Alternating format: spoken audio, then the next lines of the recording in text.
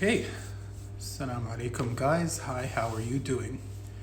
My name is Nasser Al-Riyami. I'm a psychologist and we are off today to start with some emotional freedom techniques and some laughter yoga, emotional freedom to help you deal with whatever it may be that is worrying you currently as we're going through these tough times, and laughter yoga to help uplift your spirits. Before we continue, give me a sound check, please. Can you hear me? Are we good for sound?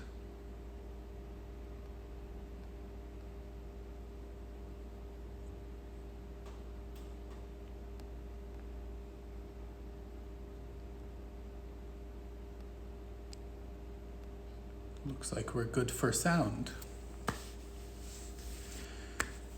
Okay, so let's get down to it. Emotional freedom techniques. What am I talking about? Emotional freedom techniques are also known as tapping techniques. And the idea is really simple. In psychology, we have a little voice inside, and when we think by making sounds in our minds and making images in our minds. And the conversation inside our minds can sometimes be anxiety provoking.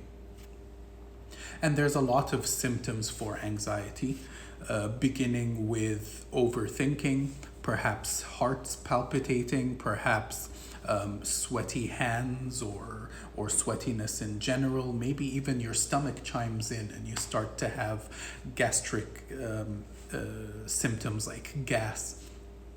And different people worry differently. But when you're worried, what do you do? So there's a couple of things you need to understand before we go on. Worrying is just a program. It is a response to a thought that you have in your mind. And what is the correct way to reduce those symptoms or to take care of those symptoms when you're worrying? So let's say, for example, that you are worried that you're going to catch the COVID-19 virus or catch corona. That is a thought, and it's a thought that's going around currently. People are worried, but also it's basically an unuseful thought. Beyond the social distancing and taking the measures that you're going to be taking to actually be safe, anything beyond that is just anxiety provoking. It's just something that you should learn how to deal with. So there's a thought process in your mind. And it's very easy to take care of thoughts that are anxiety provoking. I want to teach you the EFT techniques, and I would like this to be a interactive session, meaning I will teach you what to do and I'd like you to do it with me for the demonstration purposes to begin with at least. EFT starts by finding out what it is that is triggering you. So for now, we're going to call it fear of the coronavirus. So I'm afraid I'm going to get infected, for example, or I'm afraid I'm going to infect others, infect people I love. I'm afraid people will start dying around me, for example. Those are all mostly valid fears. I mean, depending. Obviously, there's a lot of noise that is going around. And a lot of healthcare professionals are teaching that, and a lot of medical professionals are beginning to calm down nations and tell people to relax, do the steps that you're supposed to be doing, do your physical distancing or social distancing, whatever you like to be calling it. Be safe, but beyond that, do not worry excessively. And don't take any measures beyond the measures that you need to be taking. And if you're young, if you're healthy, if you don't work with people who are at risk, then really beyond physical distancing, you don't need to do much. That's the practical end of things. But for some of us, we think, and that thinking kind of provokes anxiety. And here's what you can do to deal with that anxiety. This is called EFT, Emotional Freedom Techniques, or tapping.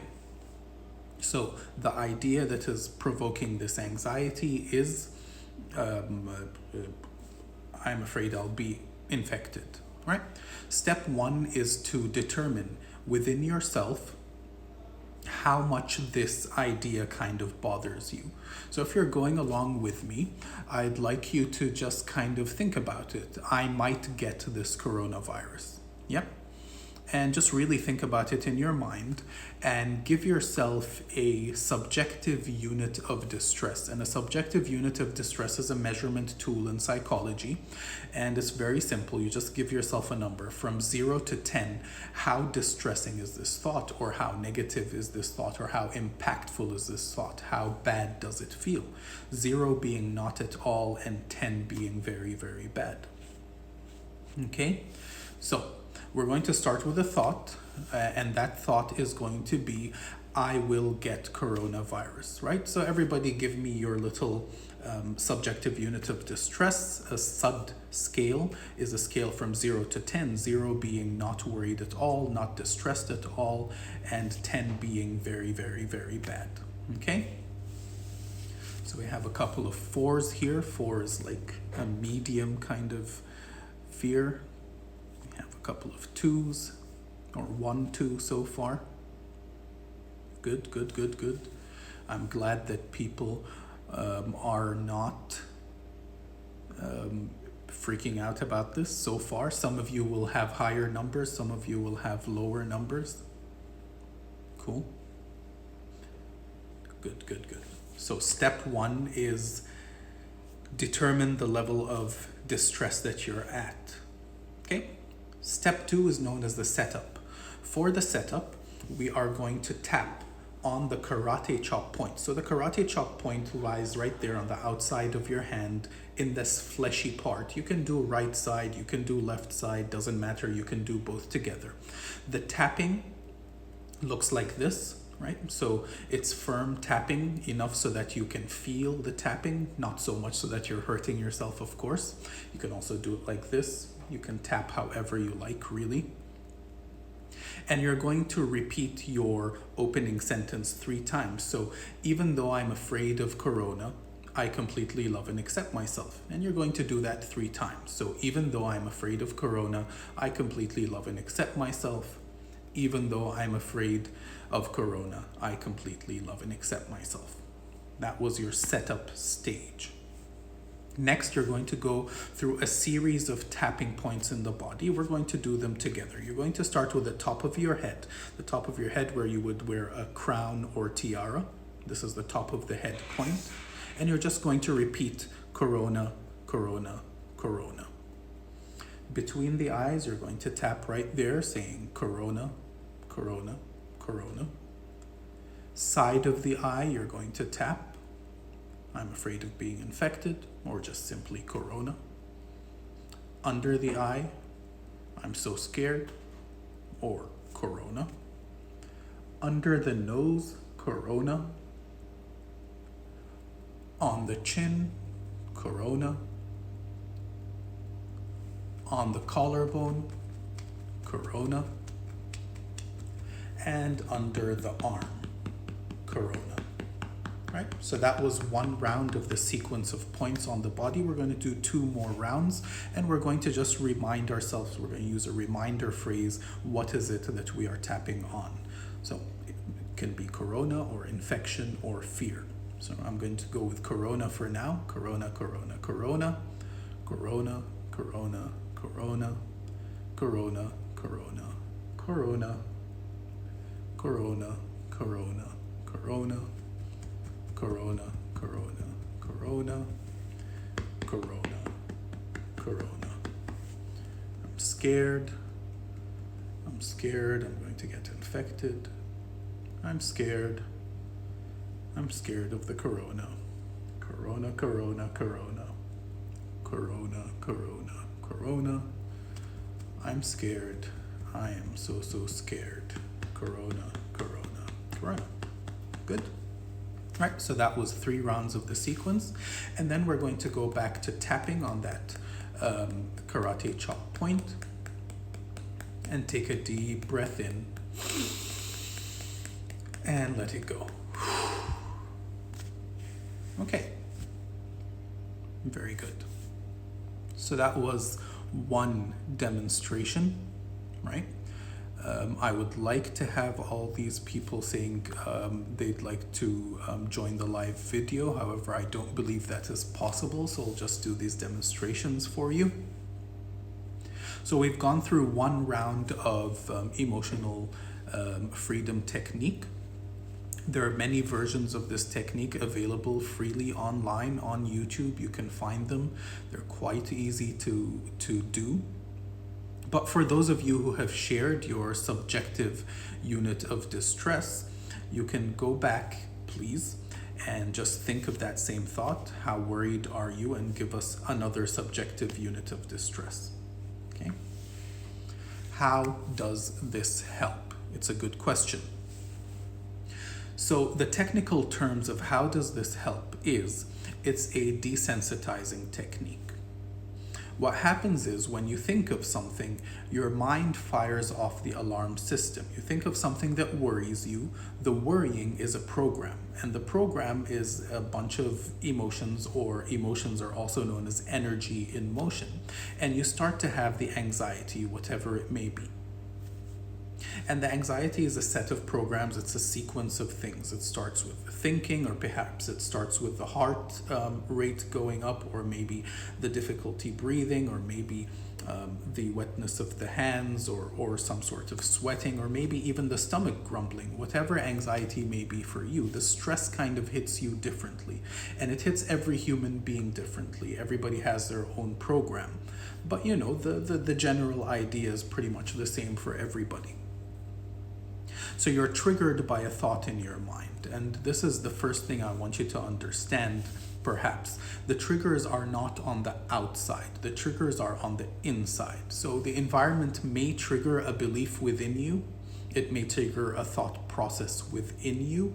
But the actual triggers are right in here. It's what you think, what you believe. It's your assessment of the situation. And what happens is once you're triggered, the body automatically responds, and we're going to call that response anxiety. And what you're doing with the EFT, partly of course, is desensitizing. So what you're doing is you're interrupting that process, you're interrupting the program as it is set to go. You're inserting another process, kind of separating the mind and the body's reaction. And you're allowing the body to deprogram itself, or the mind to deprogram itself. From that point on, it's rinse, lather, repeat. And what you'll find is the triggers become desensitized. So you can think of the risks of being exposed to corona. You can think of the risks that you're through, but it wouldn't really trigger the anxiety, or at least not as much. Okay? So we had a couple of 4s, we had a couple of 2s, we had a couple of 1s, going through 5s. And I'd like to share, perhaps with me for demonstration purposes, so what are your fears currently when you're going through this? What are some thoughts that are going through your mind, so that we can do a more active demonstration, let's say. Okay, emotional freedom techniques are about desensitizing the feelings that you're having. Shouldn't we say, although I'm afraid from corona, I will be okay, instead of saying I'm afraid from corona? So in the beginning, in the setup phase, yes, you can say, even though I'm afraid of corona, I will be okay. That's fine. That's while you're doing the karate chop point. However, while you're going through the sequence, what you're doing is you're just using a reminder phrase. And the idea really is, it's a hypnotic principle. You are triggering the thought and then you are going through a sequence. So you're disallowing your body to go through its natural process of anxiety. You're interrupting it and you're engaging your mind in a separate process. And you do that a couple of times, and that hook or that anchor, that thing that kind of associates the thought and the reaction, the anxiety, kind of gets further and further and further away. Eventually they just get unhooked and disassociated. So to begin with, it's even though whatever the problem may be, so I'm afraid of corona, I will be okay, or the classic way of saying it is I completely love and accept myself, right?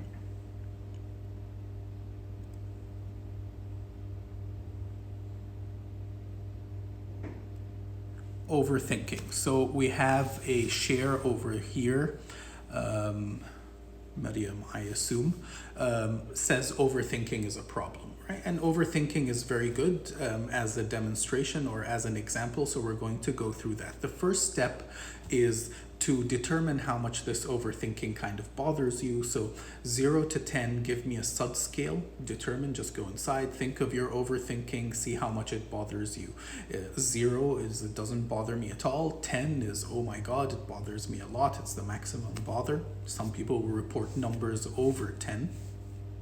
Okay, and then you start with the setup. And the setup is where we go tapping on the karate chop point. So even though I'm overthinking, I completely love and accept myself. Even though I'm overthinking, I completely love and accept myself. Even though I'm overthinking, I completely love and accept myself. 3 times for the setup. And then we'll use the reminder phrase, overthinking, while going through the sequence 3 times. So overthinking, top of the head. Overthinking, between the eyes. Overthinking, side of the eye. Overthinking, under the eye. Overthinking, under the nose. Overthinking, on the chin. Overthinking, on the collarbone.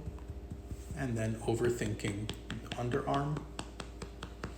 Overthinking, top of the head. Overthinking, between the eyes. Overthinking. Overthinking. Overthinking. Overthinking. Overthinking. Overthinking. Overthinking.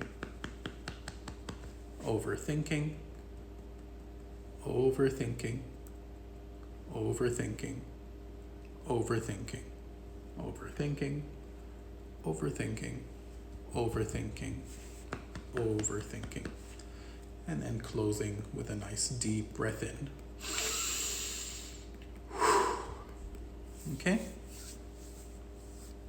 So why these specific points of the body? Very good question, Lamis. So the points come from traditional Chinese medicine. They're acupressure points. They lay on meridian points. The theory is that you have energy points across your body, and emotions, when you have emotional disturbances, whatever they may be, they are represented by, emotional disturbances represent a lag or a block in your energy meridian system. These specific points aren't the only points, but they are the main points. They have been outlined in the EFT manual, and they kind of tap all the energy meridians of the body. Now, when you tap on these points, very much like when you have a straw and some liquid, maybe Pepsi, stuck in your straw. If you just tap at the top there, it will free that liquid. It will allow the energy to flow. When energy flows, your emotions begin to flow and begin to move and begin to relieve themselves. So no, they are not the only tapping areas. They're not related directly to anxiety. The process is related directly to anxiety. The energy points come from Chinese medicine. They each reflect a different set of organs in the body. And the different organs are related to different emotions. In Chinese medicine, we hold emotions in our organs, energetically speaking. sadness in the lungs, fear in the um, fear in the liver, I believe. Anyways, I keep forgetting these. In EFT, it's not getting specific. It's not like other Chinese practices, let's say Qigong or Tai Chi. It's not like acupuncture. You don't target a specific point for a specific emotion. You just go through the whole set of points. And that's because the points are not the point. The idea is it's a process, and the process is a process of unhooking a thought process and a body reaction to that process. Okay? Failing, falling, and losing from Ali there. We have a demonstration. So I'd really like to drive this process through into your mind. When does anxiety lead to panic attacks? So anxiety is the base of panic attacks. The theory is that like a fuse box, it kind of builds up, and then there's a certain point that breaks the camel's back, or the hair that breaks the camel's back. So after a certain point of anxiety, after it has built up, sometimes that build up is fast, sometimes it is slow and low grade, but at a certain point it tips over, and that gives you a full-blown panic attack. This technique will work perfectly for a panic attack as well. It's pretty fast. A couple of rounds will have you comforted, calm, and feeling better. The points are not only on the left side. You can do left or right or both together. It doesn't matter too much. So this time I'm going to go for both together. We have a fear of failing. We have obsessive compulsive disorder. And we had failing, falling, and losing. Right. Fear of the future. Perhaps we'll go with fear of the future. They're easier to do. All right. So here's another demonstration. Please tap around with me. Obsessive people can use the same technique for their obsessions. You would want to pick a specific obsession at a time. An obsession is a thought process. It's an if-then kind of statement. So figure what that is and begin to tap on it. Depending on the level of your OCD, on how intense it is and how far down the line you are. The idea is rinse, lather, repeat. You might have to do more than others to beat your things, but you keep going with it, and you will get through it. So for Z, yes, we're going through the technique again, right? So we have examples of what people are worried about, and we are doing emotional freedom technique, EFT or tapping, okay? One of the fears we have is, for example, fear of losing a family member. So we start by thinking about that and kind of giving ourselves a subjective unit of distress, and a subjective unit of distress is just a scale. It's a subjective scale, from 0 to 10. How much does this the thought of losing a family member, distress you? Okay? So for those of you who are participating, give me numbers, please. 0 to 10, losing a family member. How many of you are actually thinking of this, and how many of you is actually distressed by this specific thought?